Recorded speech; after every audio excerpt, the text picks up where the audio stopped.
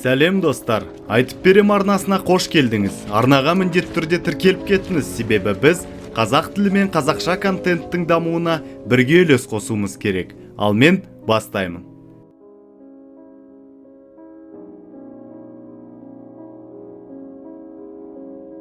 Горинг ұяшық типті бетон бөлмедегі төсекте оянып, қарсы қабырғада оған мұқият қарап отырған қарт Тримагасиді көреді.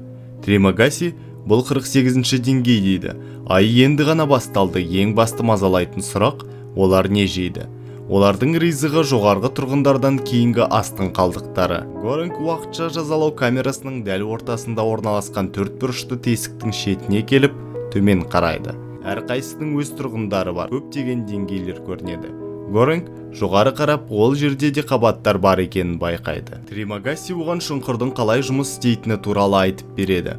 Бұл жер тік бұрышты көп қабатты терезесі түрме деп аталады. Бұл жерде ең басты проблема ол тамақ. Кейде ол көп болады, кейде тіпті болмайды. Бәрі сіздің орналасқан қабатыңызға байланысты. Олар небәрі 48-ші қабатта, яғни олардың жолдары болды. Горинг төменгі қабаттардағы адамдармен сөйлесуге тырысады, бірақ Тримагаси оған бұл үстіндегілермен сөйлесуге тырысқан сияқты еш нәтижесін бермейді деп түсіндіреді.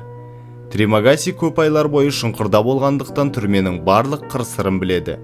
Горингтің бұл деңгейде тұру қанша уақытқа созылады деген сұрағына ол тура бір ай деп жауап беріп, оны мазаламауды сұрайды. Кенет қызыл шам сөніп, оның орнына жасыл шам қосылады. Ал бірнеше секундтан кейін еден мен төбедегі саңылаулардың өлшеміне дәл сәйкес келетін төрт бұрышты платформа түседі. Оның үстінде жоғарғы қабаттардың тұрғындарынан қалған тамақ қалдықтары. Қарт аш көздікпен тамақты жеп бастайды. Горинг бұл көрініске жиіркенішпен қарап, санай бастайды. Егер үстіңгі жағында 47 деңгей болса, онда бұл тағамдарды олардан бұрын 94 адам жеген. Горинг платформадан тамақ алудан бас тартады. Тамаққа тойған қария тілін босатып, айдың соңына қарай шұңқырда адам азаяды дейді. Горинг дастарханнан алма алғаннан соң үстел төмен түсіп бара жатқанда Тримагаси үстелге түкіреді. Горингтің неге олай істедіңіз, ал егер жоғарыдағылар солай істеген болса ше деген сұрағына, олар мұны әлде қашан жасаған болуы мүмкін деп жауап береді. Кенет Горинг камераның айтарлықтай қызып кеткенін байқайды. Қарт оған алманы тастамаса, олардан тек күл ғана қалатынын айтады. Өйткені платформа осында болғанда ғана жеуге болады. Әйтпесе температура не тұтқындардың өліміне дейін көтеріледі, не сол нәтижеге дейін төмендейді. Алма төмен қарай лақтырылады. Горинг экспериментке қол қойған сәтті есіне алады. Өзімен бірге кез келген нәрсені алуға болатын ол кітапты таңдаған еді. Содан кейін ол қартқа бақытсыз жағдайда неліктен шұңқырға түсіп қалғанын айтады. Горинг темекіні тастағысы келген және осында 6 ай болған үшін сертификат алған ерікті. Түнде Горинг өз қызығушылығынан өліп қала жаздады. Түнгі уақытта бос платформа үлкен жылдамдықпен жоғарыға көтеріледі. Екінші күні Горинг тағы да қалдықтарды елемейді. Содан кейін жеп жатқан Тримагасиді әңгімеге айналдырады. Бұл жерге қалай келдің деп сұрайды. Қарт мұнда келеңсіз жағдайларға байланысты түскенін айтады.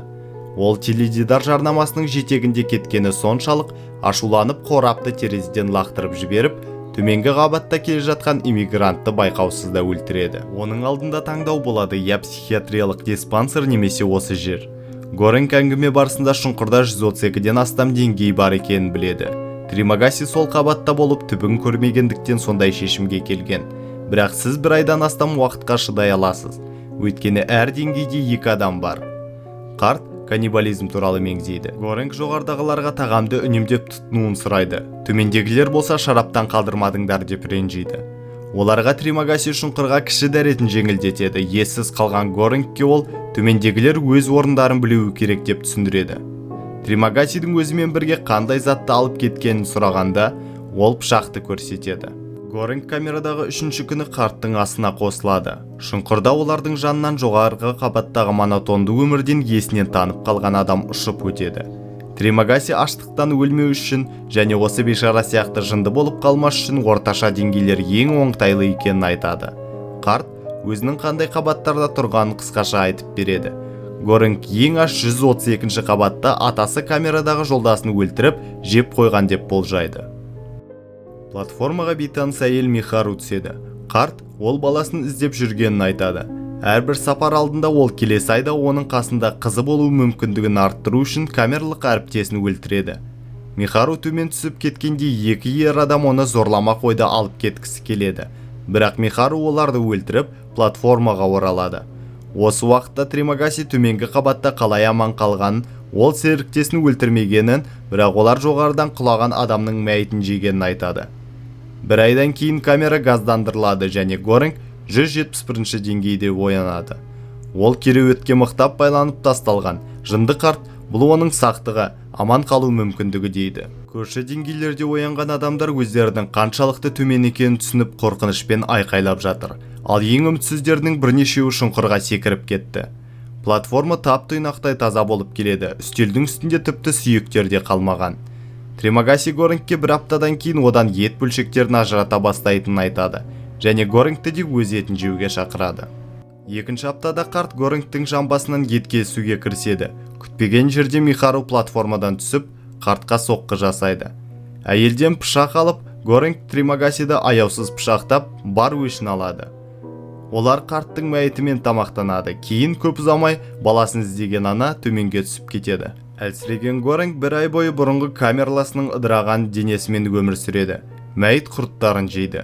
Өлтірілген қарттың елесімен әңгімелесуді бастайды.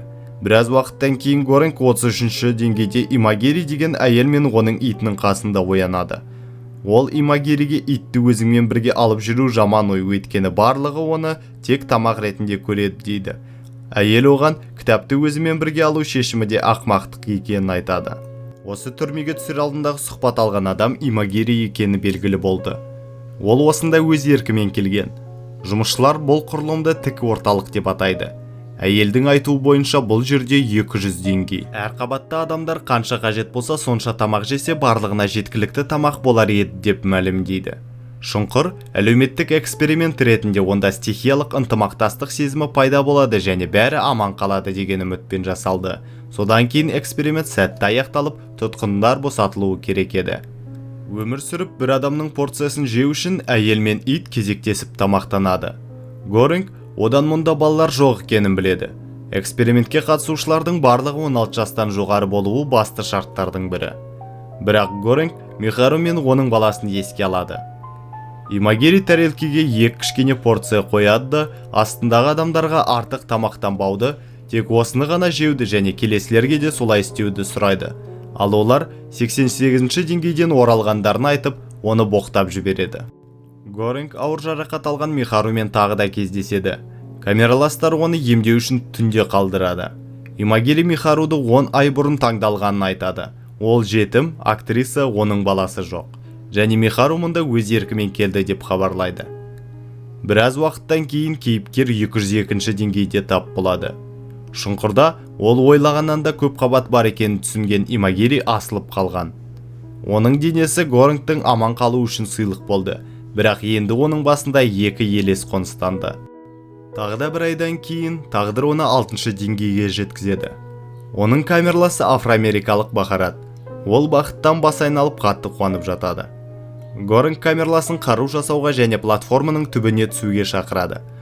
Ол шамамен 250 деңгейді санады және олар тамақты теңдей бөлсе барлығына жететінін, онымен олар бұл жүйені бұзатынын хабарлайды. Кейіпкерлер төсектен сойыл жасап қауіпті әрекетті бастайды. Олар алғашқы 50 деңгейге тамақты мүлдем бермейді, өйткені олар тоқ және тамақсыз 1-2 күн шыдайтынын айтады.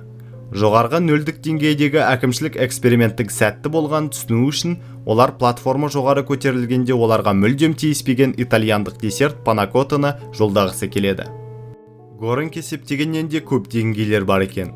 Тек мәйіттер тұратын көптеген камералардан кейін олар екі адамның Михаруға шабуыл жасағанын көреді. Бахарат жарақат алып ана екеуін өлтіреді, бірақ Михаруды құтқара алмайды. 333-ші деңгейде Горинг пен Бахарат оның баласын шамамен 5 жасар қызды төсек астынан тауып алып, оған қалған жалғыз нәрсе десертпен тамақтандырады. Михарудың қызы шұңқыр әкімшілігіне жіберілетін ең жақсы хабар деген ой келеді. Түнде шайқаста ауыр жараланған афроамерикалық қайтыс болады. Горинг пен қыз ең түбіне батып кетеді. Ол баланы платформаға қалдырады, ал өзі Тримагаси қарт елесімен бірге қараңғылыққа кетеді.